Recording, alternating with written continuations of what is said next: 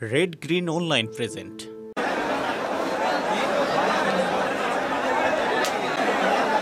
হাটে গরু পছন্দ হচ্ছে, কিন্তু আসলে যারা বিক্রি করছে তাদের সাথে তো ক্রেতার দামের সাথে মিল খেছে না।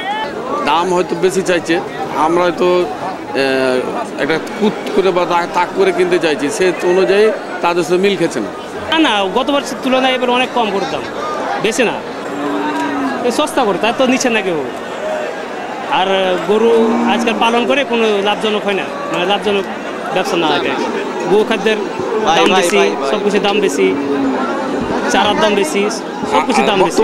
প্রতি বছরে আমার বাসার গরু থাকে, বাসার গরুই কুরবানি দিয়ে, এটা ছিল না তাই হাটে এসেছি। সেরকম বুঝতে পারছি না কিরকম দাম, কিন্তু আমার সাথে যে আছে ও বলছে একটু বেশি মনে হচ্ছে।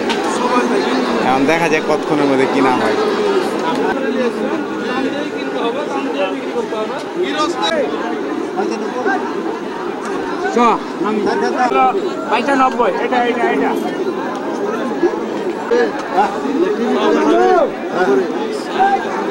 এই বিশেষ প্রতিবেদনটি যদি আপনাদের ভালো লেগে থাকে অথবা উপকৃত হন, তাহলে অবশ্যই এই চ্যানেলটি সাবস্ক্রাইব করুন এবং লাইক, কমেন্ট ও শেয়ার করে রেড গ্রিন অনলাইনের সাথেই থাকুন।